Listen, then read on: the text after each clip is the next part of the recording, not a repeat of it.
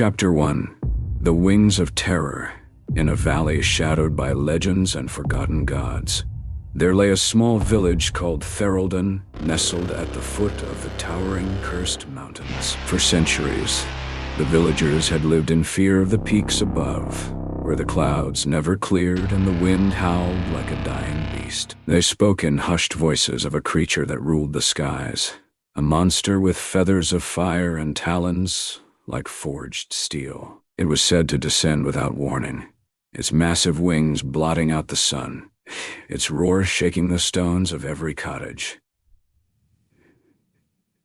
It carried away livestock, tore down rooftops, and sometimes, when the moon bled red, it took people. Among the villagers lived a boy named Cael. He was not a warrior, nor a hunter. He was a squire, young, quiet, and awkward, with a sword. His hands bore more calluses from polishing armor than wielding it, but within his chest beat a heart braver than most seasoned knights. Cael had lost his brother to the Griffin during a blood moon raid. Since that day, he'd carried a scar not on his skin, but in his soul. While others grew resigned to fear, Cael nurtured a different flame.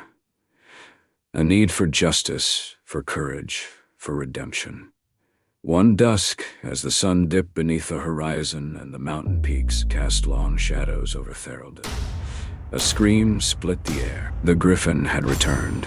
This time, it was the blacksmith's daughter it snatched into the sky. Something inside Cael broke, or perhaps something finally awakened. He turned toward the cursed mountains, not with dread, but with determination. Chapter 2. The climb into shadows the next morning. Ferelden was quiet with morning. Smoke drifted gently from chimneys, and the blacksmith's forge stood cold. No one dared speak of the girl taken by the beast. Only silent glances and tight grips on loved ones betrayed the fear that had once again taken root. But Cael had made up his mind. He entered the old stables where his late brother's armor still hung, gathering dust and rust. Though too large for him, Cael strapped it on piece by piece. Each buckle fastened was a promise, not of victory but of defiance. In the corner of the stable lay a battered longsword, its edge dull, its handle worn. It had once belonged to a knight of Ferelden before the Griffin tore him apart, mid-flight. Cael lifted it with two hands. It was heavy, too heavy for someone like him. But he would carry it anyway. Before he left, Cael visited his mother. She stood in the garden, hands in the soil, face worn by worry and years of loss. When he told her where he was going, her eyes did not widen in fear. They welled up with sorrow. "I couldn't stop your brother," she said quietly. "And I won't stop you, but promise me, Cael, you won't climb that mountain with hate in your heart." Cael knelt beside her and placed a hand over hers. "I climb with love," he whispered. "For him. For her. For us." He set off before dawn. The village watched him go with eyes that dared not hope. A boy in ill-fitting armor, dragging a sword too big for his hands, walking toward a death that had claimed men 10 times stronger. The trail to the cursed mountains was overgrown and brittle with frost. Twisted trees reached like claws toward the pale sky. With each step, Cael felt the air grow colder, the wind harsher, and the silence more alive. Hours turned into a day. The path steepened, and the shadows thickened. Near the edge of a ravine, he came across a strange formation of stones, ancient runes carved into them, pulsing faintly with a soft, eerie light. Cael placed his hand on one, and in a flash, a vision flooded his mind. The Griffin, perched atop the tallest spire of the mountain, its wings folded like a crown of death, eyes burning with something more than rage. It was guarding something. Cael gasped and pulled away. His heart pounded, not just with fear, but with curiosity. What was it protecting? The climb had only just begun, but already he knew this was no mindless beast. The Griffin had purpose. and perhaps so did he. Chapter 3. The Forgotten Guardians. The higher Cael climbed, the more the mountain seemed to resist him. The air grew thinner, each breath sharp like a blade in his lungs. Icy winds lashed at his cloak, and his boots slid on hidden frost. Yet he pressed on, guided by the strange vision the ancient rune had shown him. As night fell, Cael found shelter beneath a jagged overhang. He built a small fire and huddled close to it, clutching his sword. Around him the wind howled like whispers in a forgotten tongue. Then he heard a sound that did not belong to the wind. A soft crunch of snow. A faint creak of leather. He sprang to his feet, sword raised, eyes scanning the shadows. From the darkness emerged a figure, tall, wrapped in layers of fur and bone charms, eyes glowing faintly with silver light. "Lay down your blade, child," the stranger said, voice as old as the mountain. "I'm not here to fight you," Cael said, though his grip didn't loosen. "I'm climbing to face the Griffin," the stranger laughed. Not cruelly, but with a kind of tired sadness. "You're not the first, but you might be the last." Cael lowered the sword. "Who are you?" he asked. The figure stepped closer, revealing a weathered face beneath a hood carved with feathers. "I am Eloan, one of the last mountain wardens. Long ago, before your people feared the Griffin, we lived in harmony with it. The creature was not always your enemy." Cael blinked. Then what changed? Eloan knelt beside the fire, her eyes reflecting the flames. "There was once a pact between man and beast. The Griffin was the guardian of this mountain, a sacred protector of balance. But greed corrupted the hearts of kings. They climbed seeking gold hidden in these peaks. When they could not take the treasure, they tried to slay its guardian, and the Griffin turned against us." "No," Eloan said, her voice soft. "It mourned, then it was cursed." She reached into a satchel and pulled out a small stone, like the one Cael had touched earlier, carved with the same glowing runes. The curse twisted its purpose. Now it is bound in rage and pain. But the bond can be restored. Cael leaned in. But the bond can be restored. Cael leaned in. "How?" "There's a shrine near the summit. Ancient, broken. If you can reach it, if you can face the Griffin not with a sword, but with understanding, you may free it." Cael stared into the flames. All his life, he had thought of the Griffin as a monster, a killer. But now, he saw the shadow of something deeper, something wounded. He stood up slowly.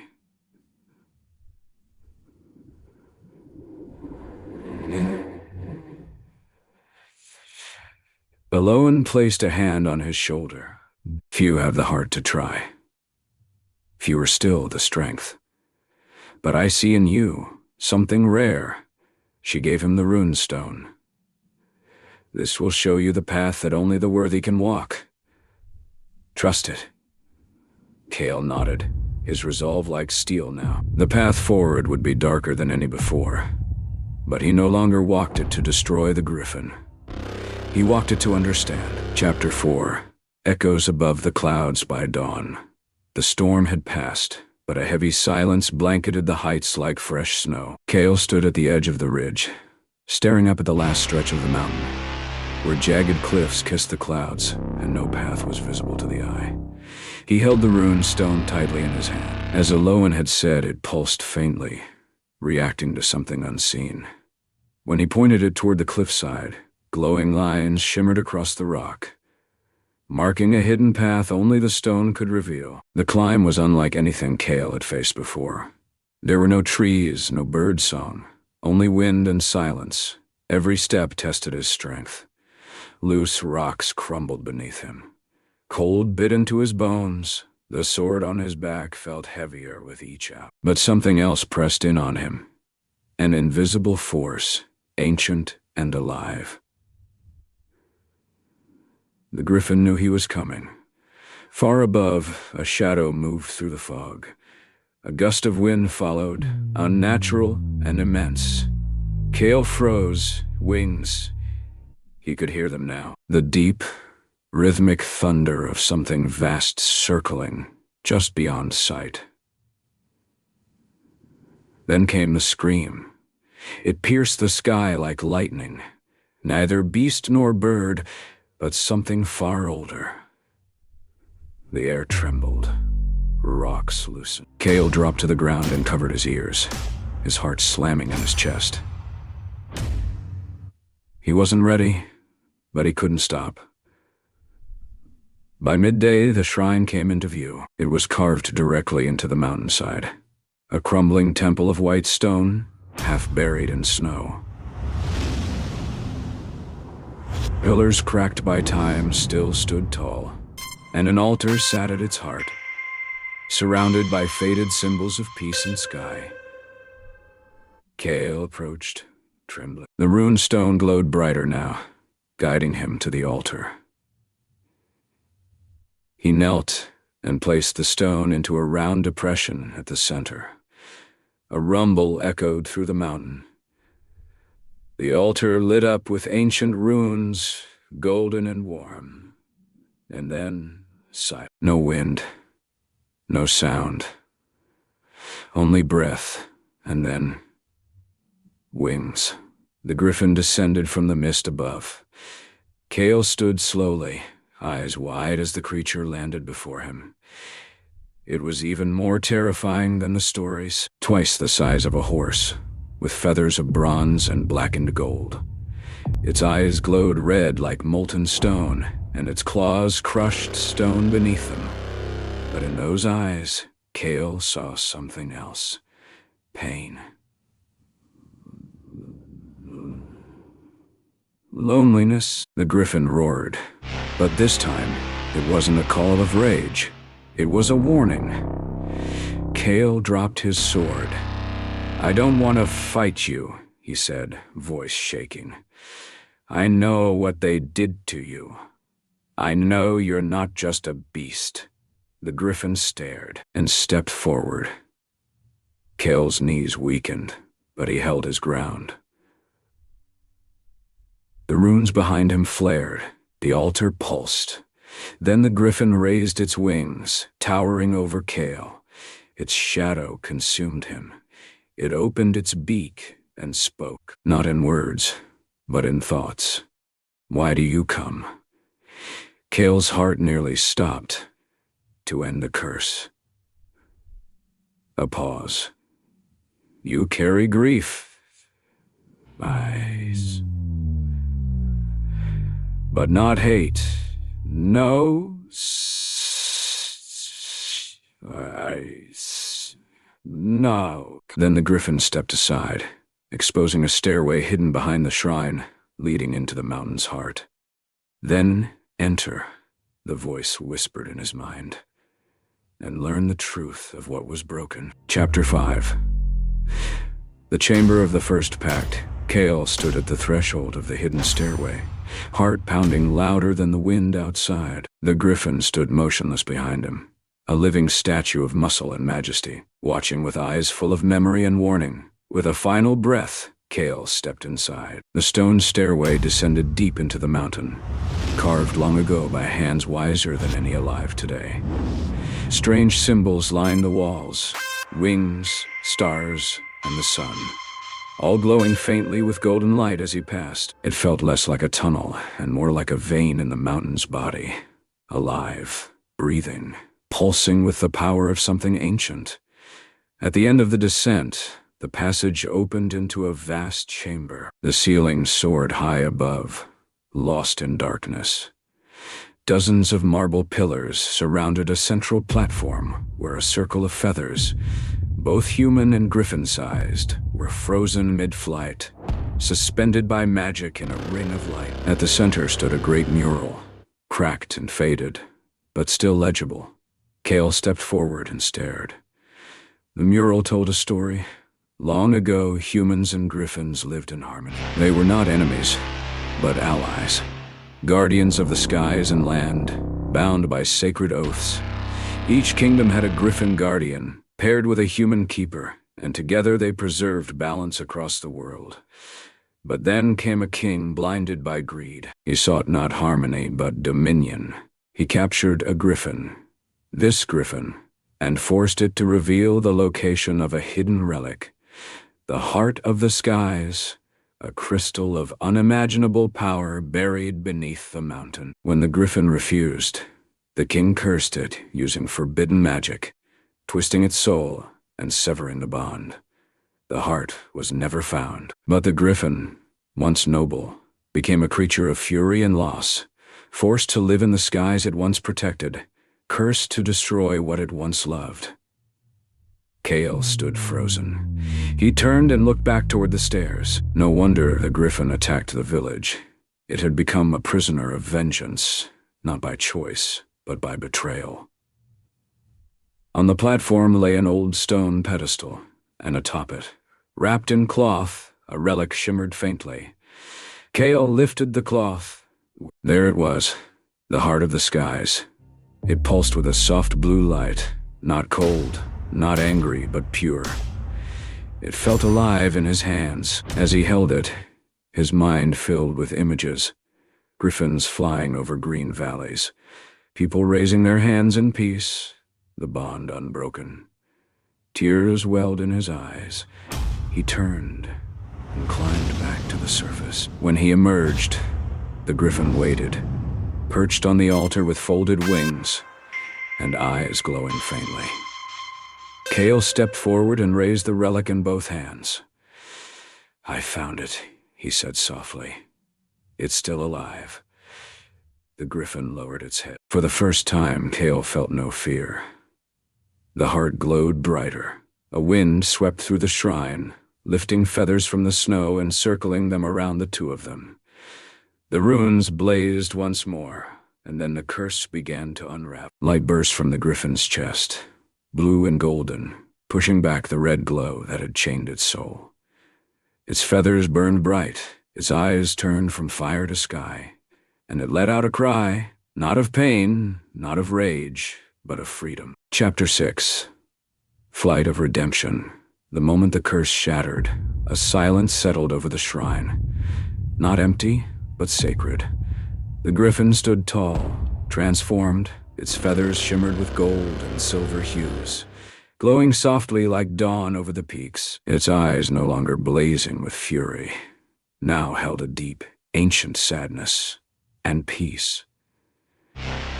Cael stepped forward cautiously, unsure if the bond was truly formed, but the griffin bent its head low in front of him, wings folded humbly, inviting him closer. A soft voice filled Cael's mind, not a roar, not an echo, but clear and calm. "You were not like the others. You listened." Cael reached out and placed his hand gently against the griffin's beak. "I saw the truth. I felt what you lost." The griffin turned, spreading its wings wide. "Come. There is still more to be undone." Without hesitation, Cael climbed onto the creature's back, gripping the thick feathers behind its neck. The wind around them stirred, and then, with one great push, the griffin launched into the air. They soared above the mountains, piercing the clouds like an arrow of light. Below, the valley stretched far and wide, and the village of Theraldon looked like a tiny cluster of candles beneath the gray dawn. Cael had never flown before. The air rushed past his face, tears streaming from his eyes as awe overtook fear. The griffin flew with grace and fury, cutting through the sky like it had been waiting its whole life for this moment. Then the voice came again. The curse was not mine alone. The king who placed it left behind a shadow. It waits beneath a mountain. It feeds still. Cael tightened his grip. Then we'll stop it. They descended sharply, curving toward a forgotten cliffside. One no villager dared approach. At its base lay a jagged scar in the earth, a narrow fissure hidden by time and stone. The griffin landed. Together, they entered. The cave beneath was unlike the shrine, cold, silent, empty of life. Carvings on the wall showed scenes of cruelty, armies tearing apart nature, chains on wings, kings holding blades over beasts. And then they saw it. A throne of bones. Atop it sat a dark figure. His body skeletal, his crown cracked, and yet somehow alive. Eyes of coal flickered in the sockets. He rose slowly, his voice a rust. "You bring it here," he hissed. "The beast I chain?" Cael stepped forward. "Your time is over. The bond is restored." The king's ghostly form laughed. A dry, hollow sound. "You think love undoes power? The mountain is mine. Even death did not cast me out." He raised his withered hands, and shadows rose around him. Twisted beasts with wings like smoke and claws of black iron. The griffin growled low, wings flaring. Cael drew his sword, not in hate, but in duty. "We don't fear you," he said. "We remember what came before you, and we fight for it." The shadow creatures lunged. The griffin roared and burst into flight, claws tearing through smoke, wings scattering darkness with every beat. Cael ran forward, blades slashing, guided by the light of the heart of the skies, which still glowed at his side. The battle had begun, not just of strength, but of spirit. One boy, one beast, and the truth against an ancient lie. And in that dark place, beneath the mountain, a new legend was about to be written. Chapter 7. The Heart and the Shadow. The cave trembled with fury. The Shadow King stood atop his throne of bones, arms raised as tendrils of darkness spread across the walls like oil through water. The beasts of shadow surged forward, dozens of them, howling with hunger, claws slashing, wings flailing, eyes empty of light. But Cael did not retreat. With the heart of the skies pulsing at his side, he moved through the dark like a flicker of hope. His sword clashed against the beasts, each strike fueled not by rage, but purpose. They dissolved in flashes of blue light, howling into smoke. Above him, the griffin danced through the storm of shadows like a flame in the wind. Its claws shattered spirits. Its wings cast light. Each roar shook loose ancient chains that had bound it for centuries. But the king, he remained unmoved. "You fight well," the king hissed, voice echoing off the stone. "But you fight for a broken world. Look at them. Your people. They hunt what they fear. They destroy what they do not understand." Cael stood at the center of the cave, chest heaving, blade shaking. "I know what they have done," he said, "but I also know what they can become. I've seen courage. I've seen love. I've been both." The king descended the steps of his throne, shadow clinging to his bones like a second skin. "Then you are a fool." Suddenly, darkness coiled around Cael's limbs, grabbing, choking, pulling him to his knees. The sword fell from his hand, clattering against stone. The heart dimmed in his pocket. "You cannot save what refuses to be saved," the king spat. "I am the truth behind your legends, the end behind your myths." The griffin shrieked and dove, talons outstretched, but the king's magic struck mid-flight, sending the beast crashing against the cave wall with a thundering impact. "No!" Cael cried out. He could feel the shadows tightening around his chest. His vision dimmed. His strength was fading. But then, a voice, not from the king, not from the griffin, from within. "You carry more than the past," the voice whispered, clear and warm. "You carry the bond." The heart of the skies flared in his tunic, brighter than ever before. Its glow pierced the darkness, burning the shadow tendrils away like paper in fire. Cael rose, sword in one hand, heart in the other. The king screamed and raised his arms to cast a final spell. But Cael hurled the glowing relic straight toward the throne. Light exploded, the walls of the cave cracked, the throne shattered. The Shadow King let out a cry, not of pain, but of fear. His form disintegrated piece by piece, swallowed by the same light he had tried to erase. The shadows shrieked and vanished. The chamber grew still, and then silence. Only Cael stood, chest heaving, sword lowered. Behind him, the Griffin limped forward, wings torn but alive. It bowed low, feathers shimmering in the fading glow. "You ended him?" The voice returned to Cael's mind, soft like wind through trees. "No," Cael said, lowering his head. "We did." Chapter 8. The sky remembers weeks past, since the fall of the Shadow King.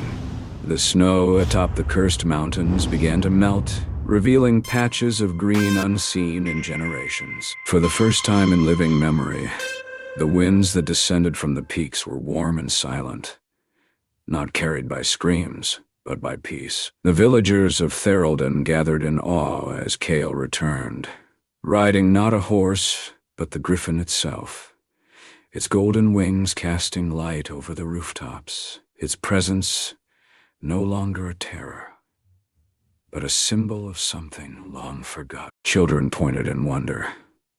Elders wept. No one spoke as Cael dismounted in the village square. The Griffin bowed its head low, and Cael rested a hand on its beak. "This is no monster," he said to the crowd. "It was never one." He stepped aside, letting the Griffin rise to its full height. The people trembled, but did not flee. One brave girl stepped forward and held out a small flower. The Griffin lowered its beak, gently accepting the gift. And with that, the curse that had haunted the valley was truly gone. In the days that followed, everything changed. The villagers began to climb the mountains again, not in fear but in reverence. They cleared the path to the shrine, restored the old altar, and placed the heart of the skies at its center, protected for all time. Cael, though still young, was no longer a squire. He was offered the title of Knight of the Sky, but he refused the sword. Instead, he became the first keeper of the renewed bond between Griffin and man. He spent his days teaching children the truth about the Pact, the pain, the fall, and the redemption. And when the Griffin flew overhead, casting its mighty shadow across the fields, the people no longer ducked in fear. They waved, and it waved back. Years later, an older Cael stood once more at the shrine, wind brushing through his silvered hair. He gazed at the distant peaks, eyes thoughtful but at peace. Beside him stood a young girl, his daughter, eyes wide with wonder. "Is it true," she asked, "that the mountain once screamed?" Cael smiled gently. "Yes, but only because it had been forgotten." She looked up, and now, he pointed to the sky. Far above, a familiar shape soared high among the clouds. Wings wide, proud and free. "Now," he said, "the sky remembers, and so do we."